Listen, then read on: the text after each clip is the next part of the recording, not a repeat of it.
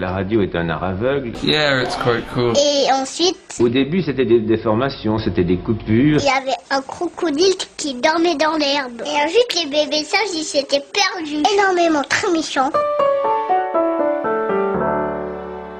Allez, une fois n'est pas coutume, on va commencer ce podcast avec une bonne nouvelle. Un jour, vous ne serez peut-être plus réveillé par le camion poubelle aux petites heures du matin. Ce sera le jour où on aura atteint l'objectif de zéro déchet.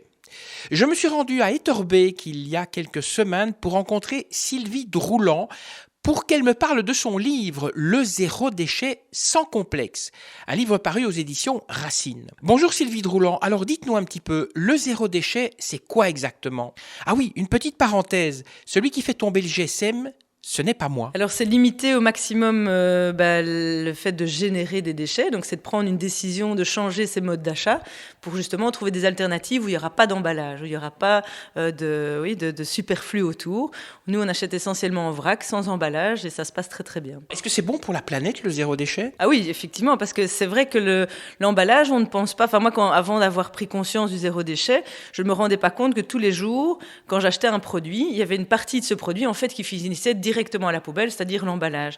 Et c'est vrai que pour produire cet emballage, ça consomme de l'énergie, ça consomme de l'eau, ça consomme du pétrole. Et en bout de course, il va falloir encore traiter ces emballages pour pouvoir leur donner une autre vie ou des choses comme ça. Ouais, là, il a fait tomber le GSM. Et donc, je veux dire, on ne pense pas à tous les impacts qu'un déchet peut avoir, plus globalement que simplement le fait de l'avoir dans sa maison, en fait. Il faut après le traiter. Ça veut dire que si vous ne produisez pas de déchets, vous n'avez pas de sac poubelle ? Non, on a encore une petite poubelle pour le moment parce qu'on n'arrive pas à tout éliminer. Donc il y a une quantité de déchets qui sont substantiels mais qui sont quand même là. Mais effectivement, on ne sort plus qu'une poubelle par an pour nous 4. Donc ça veut dire qu'un jour, il n'y aura peut-être plus des boueurs. Si tout le monde fait du zéro déchet, il n'y aura plus des boueurs alors ? Alors peut-être, mais entre-temps, il y aura eu plein d'autres métiers qui vont se créer. Donc moi, je vois avec l'arrivée du zéro déchet, une quantité de nouveaux projets qui se créent autour du zéro déchet. L'exemple de dire, aujourd'hui, on veut retourner à des producteurs locaux, on veut soutenir des économies circulaires, donc du réemploi, de la réutilisation. Ça va changer fondamentalement la donne. On va aller vers d'autres types de métiers. Alors concrètement, ça fonctionne comment le zéro déchet ? Il faut démarrer petit à petit. Donc, il faut déjà se donner une sorte d'objectif et se dire, moi, aujourd'hui, j'ai envie d'agir sur mes poubelles. Je veux les diminuer. Ça, c'est déjà un premier acte conscient qu'il faut avoir parce que si on se dit, je ne fais rien, on n'arrivera jamais au zéro déchet. Après, il faut mettre en place des décisions dans sa tête et de se dire, déjà, je vais fondamentalement changer ma consommation. Donc, c'est se dire, quand je change ma consommation, c'est se dire, je vais me refuser peut-être certains achats, mais sans se faire du mal. Hein. C'est se dire, à un moment donné, quand, par exemple, j'ai besoin d'acheter un objet, est-ce que déjà en se posant la question de la nécessité réelle de cet objet. Est-ce que cet objet, j'en ai réellement besoin ? Est-ce que je ne peux pas m'en passer ? Est-ce que peut-être j'ai pas une alternative à la maison qui peut compenser ce produit et se dire qu'il va le remplacer ? Ça peut être par exemple aussi, moi je donne souvent comme exemple, c'est on va dans une foire, une animation ou quoi, on nous donne plein de petits gadgets. L'exemple du bic qu'on va recevoir, est-ce que réellement on en a besoin si on en a déjà 50 dans son tiroir à bureau et que de toute façon on n'utilise pas ? Ça c'est un exemple très simple, c'est se dire on peut limiter. Après il faut aller aussi vers le fait de dire je vais réduire ma consommation. Donc on a tendance avec les publicités etc à vouloir acheter plein, mais en bout de course on peut aussi se dire je prends moins. Exemple, quand on fait une petite recette qu'on ne fait jamais, on va peut-être devoir acheter des pignons de pain et on n'en consomme jamais. Le fait d'acheter une barquette de 250 grammes et qu'on sait qu'on va en utiliser que 10 grammes et qu'il y en aura 240 qui vont rester dans l'armoire pendant plusieurs années sans être jamais utilisés, est-ce que ça a du sens ? L'avantage d'aller vers des magasins de vrac par exemple, c'est de dire j'achèterai que ces 10 grammes qui sont nécessaires à ma recette. Et donc, on réduit. Mais est-ce que dans le fond, recycler, ça ne suffit pas ? Alors pour moi, le recyclage vient à la fin du processus. C'est se dire si vraiment on a besoin de cet objet ou ce produit et qu'on ne trouve pas de solution, on va chercher à trouver un produit qui sera avec un emballage recyclé. Mais le recyclage n'est pas la solution à tout parce qu'il faut savoir que ça a un coût énergétique, ça a un coût environnemental aussi. Tout ne devient pas un autre objet parce qu'il est recyclé. Il y a quand même seulement 30% par exemple des PMC qui sont réellement recyclés. Reste 70% qui sont dans la nature et qui vont arriver quand même à l'incinérateur ou des choses comme ça. Et donc, ça n'est pas la solution. Il faut d'abord aller vers la prévention. C'est la première chose et c'est ça le zéro déchet. C'est se dire, on va en amont diminuer en fait la quantité de déchets. Et seulement, si on ne trouve pas d'autre solution, on pourra se tourner vers le recyclage. Alors, est-ce que ce qui bloque un petit peu les personnes qui voudraient peut-être se lancer dans le zéro déchet, c'est l'organisation? Parce qu'elles doivent se dire, mais ça demande une organisation dingue de faire du zéro déchet, qu'on vive seul ou avec, que ce soit une famille de 6, 7 personnes. Alors oui, le zéro déchet nécessite une organisation au départ, donc c'est un choix de vie. C'est à un moment donné se dire effectivement, quand je vais faire mes courses, si j'ai pas mes bocaux, si j'ai pas mes boîtes, si j'ai pas mes sacs en tissu, je pourrais pas faire mes achats. Mais en bout de course, c'est juste une habitude. Moi, maintenant, c'est devenu quelque chose qui est rentré dans mes gènes. Après 2 ans et demi, je me pose plus la question quand je vais faire mes courses. Je sais que je dois prendre mes objets avec moi. Et si je les ai pas, tant pis. Et je me passerai d'aller faire mes courses à ce moment-là. Donc dans une certaine mesure, ça me cadre aussi. Ça m'évite d'aller, autant avant, j'allais une fois de temps en temps dans un magasin, flâner, et puis j'achetais plein de trucs inutiles. Et donc, qui finissaient dans mes armoires, qui à un moment donné allaient arriver à la poubelle parce qu'il y avait une date de péremption et que j'allais les jeter. Aujourd'hui, ça n'est plus jamais le cas. Je n'achète que ce que j'ai réellement besoin. Donc oui, il y a un côté organisationnel nécessaire, mais qui pour moi est très positif. Quand vous êtes arrivé la première fois avec vos sacs et bocaux chez votre commerçant, quel a été l'accueil de celui-ci ? Alors c'est vrai que comme j'ai dû à un moment donné chercher des alternatives au supermarché, parce qu'au supermarché je ne trouvais pas du tout de produits en vrac, excepté où on peut trouver quand même des fruits et légumes.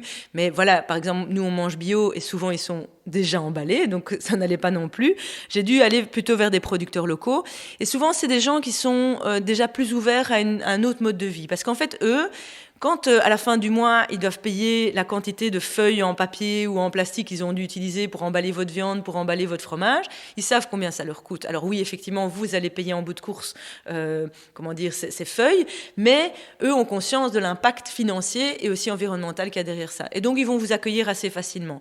Le seul conseil que j'ai à donner, c'est qu'effectivement, si le commerçant chez qui vous allez n'a jamais vécu ce type d'expérience, acceptez que c'est peut-être au départ un peu compliqué pour lui. Il faut qu'il comprennent comment il faut faire avec la balance pour la tarer, donc pour retirer le poids du bocal, que peut-être c'est pas dans ses habitudes, donc c'est un peu plus compliqué à s'organiser. Mais s'il a régulièrement votre visite ou la visite d'autres clients qui viennent avec leur boîte, ça devient quelque chose de tout à fait habituel. Et moi, j'ai jamais été jetée d'un magasin en me disant nous on veut pas, etc. Alors il y a parfois des réticences par rapport à l'AFSCA. Il faut savoir que l'AFSCA ne refuse pas que l'on utilise les bocaux ou les contenants des clients. Le commerçant a le droit de refuser pour une raison qui serait de dire voilà, votre bocal n'est pas propre ou ne convient pas au type de produit que je vends.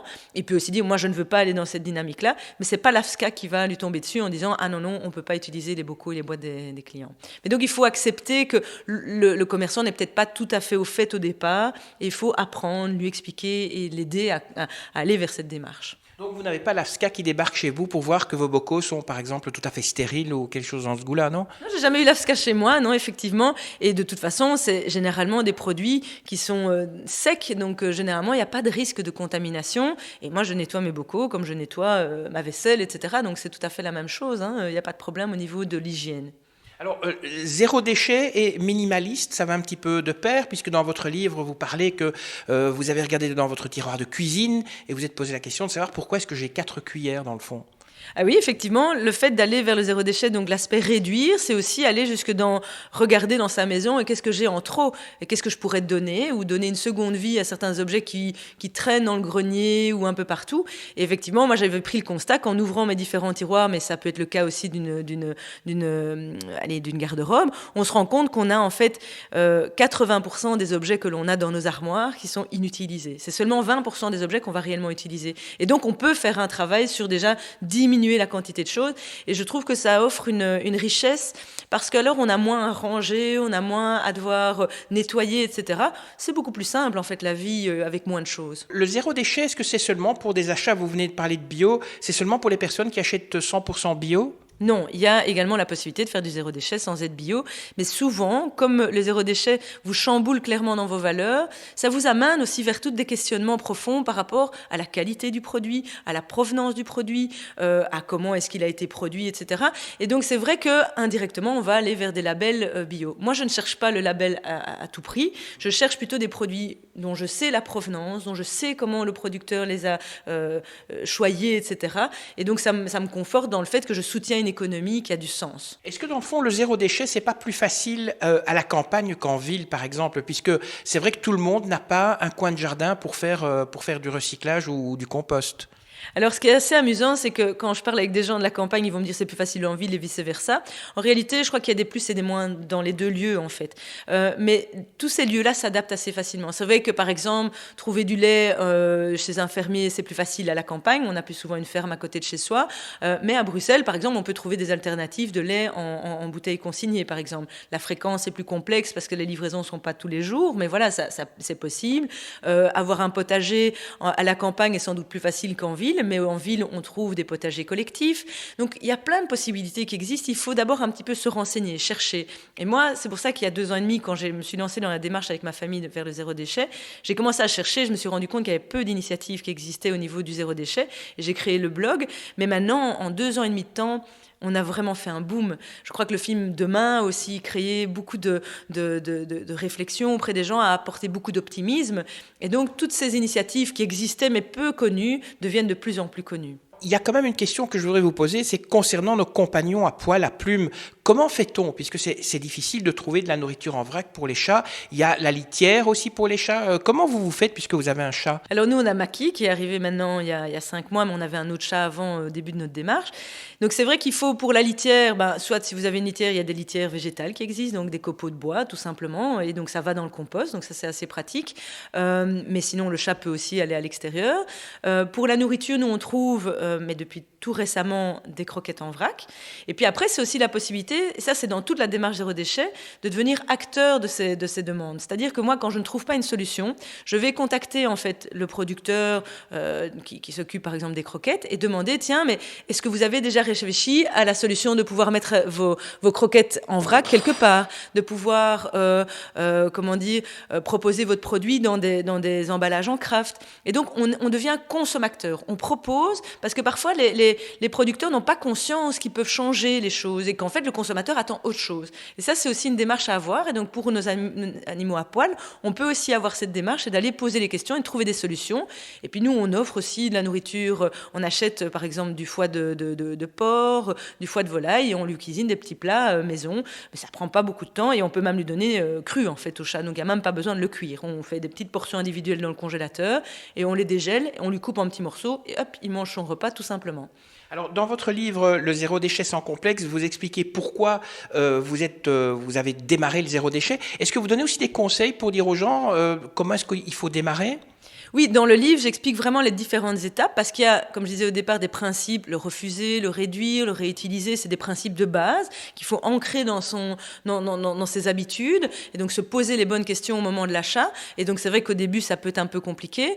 Après, il y a plein de petits trucs et astuces qui existent. Il y a plein d'alternatives dont on n'imagine pas l'existence. L'exemple par exemple, quand nous, on est arrivé à notre brosse à dents et qu'elle était abîmée, on s'était posé la question, qu'est-ce qu'on va faire ? Est-ce qu'on va racheter une brosse à dents avec un emballage plastique qui est aussi composé de plastique, etc. Et puis, on a découvert qu'il y avait des brosses à dents en bois. Donc ça, c'est des solutions.